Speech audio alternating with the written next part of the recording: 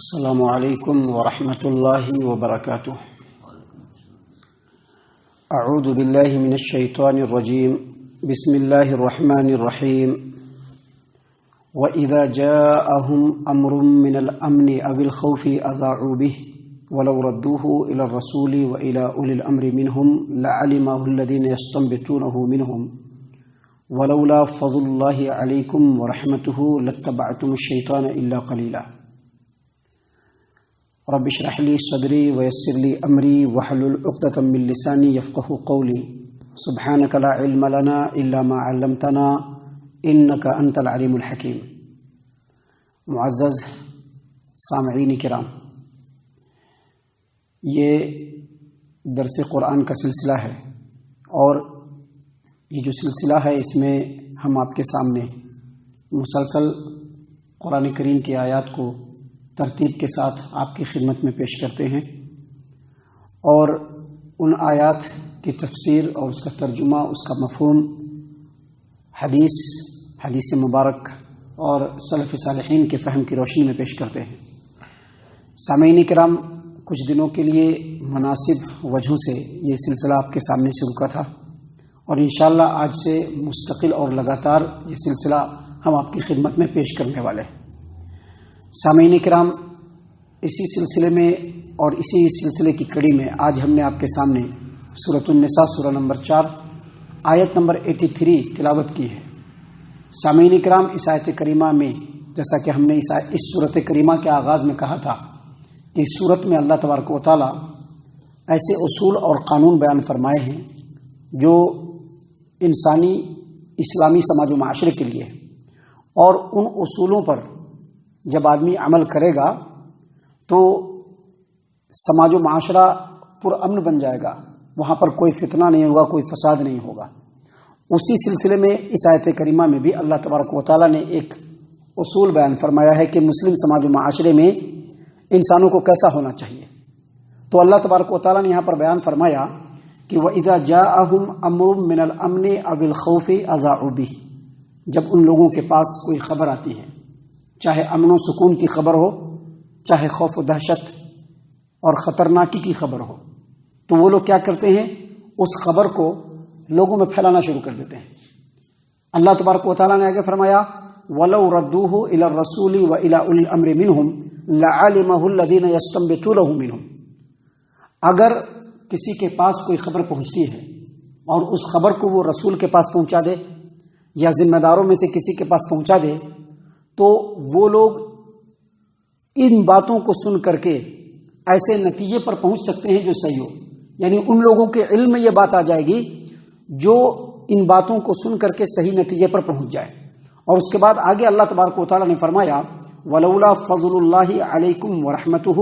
لَاتَّبَعْتُمُ الشَّيْطَانَ إِلَّا قَلِيلًا، اگر تم لوگوں کے اوپر اللہ کا فضل نہ ہو اور اللہ کی رحمت نہ ہو تو تم میں سے چند لوگوں کو چھوڑ کر کے سارے لوگ شیطان کی پیروی کرنا شروع کر دیں۔ سامعین کرام، یہ جو آیت کریمہ ہے جس کا ترجمہ ہم نے آپ کے سامنے پیش کیا، اس آیت کریمہ کی تفسیر میں سب سے پہلے ہمیں یہ بات سمجھنا چاہیے کہ نبی اکرم صلی اللہ علیہ وسلم کے زمانے میں جب جنگ احد ہوئی تھی تو اس وقت حالات ایسے بن گئے تھے کہ مسلمانوں کو سب سے پہلے ٹیمپروری طور پر، عارضی طور پر شکست کا سامنا کرنا پڑا، اور جب مسلمانوں کو عارضی طور پر شکست کا سامنا کرنا پڑا اور پھر معاملہ بالکل برابری پر آ کر کے رکا، تو اس وقت مسلمانوں کے حالات اور مسلمانوں کے حق میں جو حالات تھے وہ صحیح نہیں تھے۔ اس وقت منافقین، مشرکین، کفار قریش اور عرب کے جتنے بھی مشرکین قبیلہ ہیں، یہاں تک کہ جتنے بھی اسلام دشمن طاقتیں اس وقت تھیں، سب کے سب مسلمانوں کے خلاف، اور مسلمانوں کے خلاف ان لوگوں کے حوصلے بالکل بلند ہو چکے تھے۔ ایسے حالات سے کچھ لوگ فائدہ اٹھانا چاہتے تھے، اور وہ فائدہ کیسے اٹھاتے تھے؟ کبھی مسلمانوں کے درمیان اس بات کو مشہور کرتے، کیا مشہور کرتے؟ کہ مسلمانوں کے خلاف ایک بہت بڑا لشکر جمع ہے جو عنقریب آج شام میں ہی، کل صبح میں ہی مسلمانوں پر حملہ کرنے والا ہے، مسلمانوں میں خوف و دہشت پھیلانے کے لیے۔ اور کبھی کبھی ایسا بھی ہوتا کہ واقعی میں مسلمانوں کے خلاف خطرہ ہوتا تھا، لیکن بات کو چھپا دیتے تھے، کچھ دوسری بات لوگوں کے سامنے اور لوگوں کے درمیان پھیلاتے تھے تاکہ مسلمان غافل رہیں۔ اور یہ بات صرف اسلام دشمن جو ایلیمنٹس تھے اسلام دشمن جو لوگ تھے صرف وہی نہیں پھیلاتے تھے، بلکہ بعض لوگ اس کو دلچسپی میں بھی لوگوں کے درمیان پھیلاتے۔ ابھی آپ اپنے سماج و معاشرے کا بھی جائزہ لیں گے، کچھ بات اگر کسی کو معلوم ہوگی، ایک منہ سے دو منہ، دو منہ سے تین منہ، اور کہتے کہتے پورے سماج و معاشرے میں بات پھیل جاتی ہے۔ اللہ تبارک و تعالیٰ نے اس سے منع کیا کہ ایسا نہیں کرنا ہے۔ کوئی بھی خبر پہنچے، کوئی بھی افواہ ملے، سچی ہو، جھوٹی ہو، اچھی ہو، بری ہو، امن کی خبر ہو یا خوف و دہشت کی خبر ہو، اس بات کو اس وقت تک لوگوں تک نہیں پہنچانا ہے جب تک کہ اس کی تحقیق نہیں ہو جائے، اور اس کو تحقیق کرنے کے لیے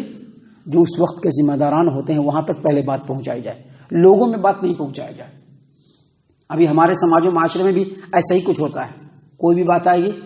کچی ہو، پکی ہو، اچھی ہو، بری ہو، سچی ہو، جھوٹی ہو، اس کی کوئی تحقیق نہیں کرتے ہیں، ایک منہ سے دو منہ،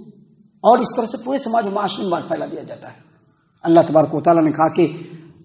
وہ لوگ جھوٹی خبروں کو پھیلاتے ہیں، حالانکہ ایسا نہیں کرنا چاہیے۔ کوئی بھی افواہ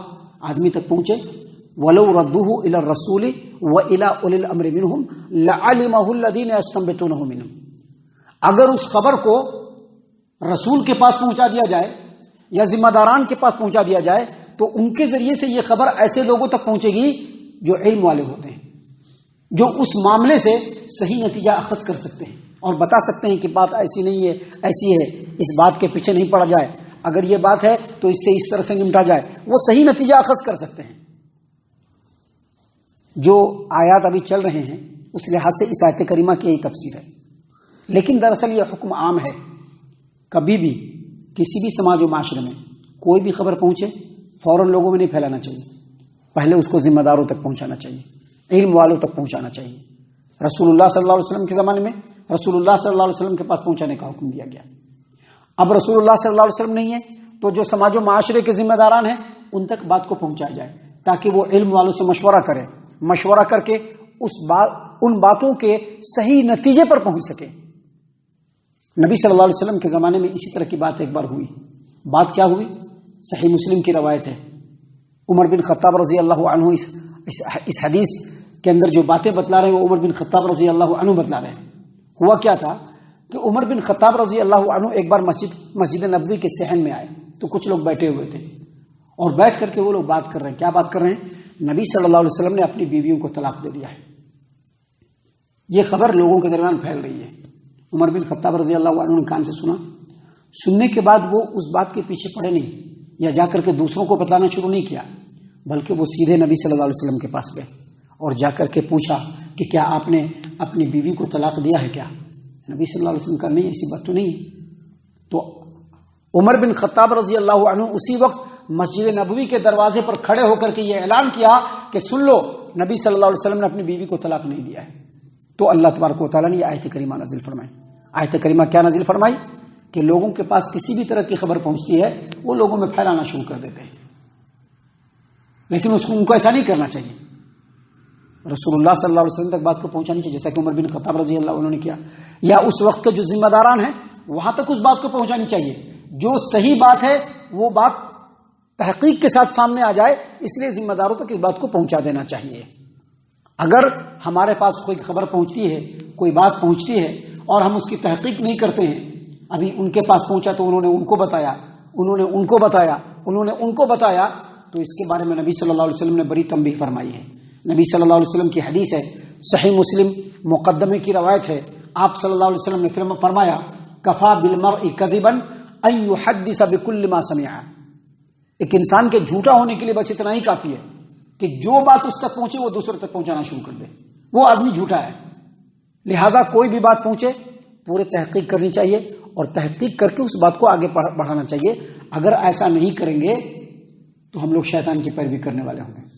اگر ایسا نہیں کریں گے سماج و معاشرے میں بڑا فتنہ پھیلے گا، اور فتنہ کب پھیلتا ہے؟ جب شیطان کی پیروی ہوتی ہے تب۔ اس لیے اللہ تبارک و تعالیٰ نے آیت کریمہ میں آگے فرمایا ولولا فضل اللہ علیکم ورحمتہ، اگر تم لوگوں کے پر اللہ کا فضل اور اس کی رحمت نہ ہو تو تم میں سے اکثر لوگ چند لوگوں کو چھوڑ کر کے سب کے سب شیطان کی پیروی کرنے لگے۔ یعنی اللہ نے رہنمائی فرمائی ہے، اس سے امن و سکون آئے گا، اس کی مخالفت ہوگی، شیطان کی پیروی ہوگی اور سماج و معاشرے میں فتنہ و فساد پھیلے گا۔ محترم سامعین کرام، اس صورت کریمہ میں ابھی اور بھی باتیں ہیں جو اللہ تبارک و تعالیٰ نے آگے بیان فرمائی ہے، جو ہم اپنے وقت پر آپ کے سامنے پیش کریں گے۔ ہم اللہ تعالیٰ سے دعا کرتے ہیں کہ اللہ تبارک و تعالیٰ ہم تمام کو ان تمام باتوں کے اوپر خوب غور و فکر اور تدبر کرنے کے ساتھ ساتھ ان باتوں کے اوپر عمل کرنے کی بھی توفیق عنایت فرمائے، آمین۔ اللہ تعالیٰ ہم تمام کو صحیح معنوں میں پکا سچا مومن مسلمان بنائے، اللہ اور اس کے رسول صلی اللہ علیہ وسلم کی اطاعت و فرما برداری کرنے والا بنائے،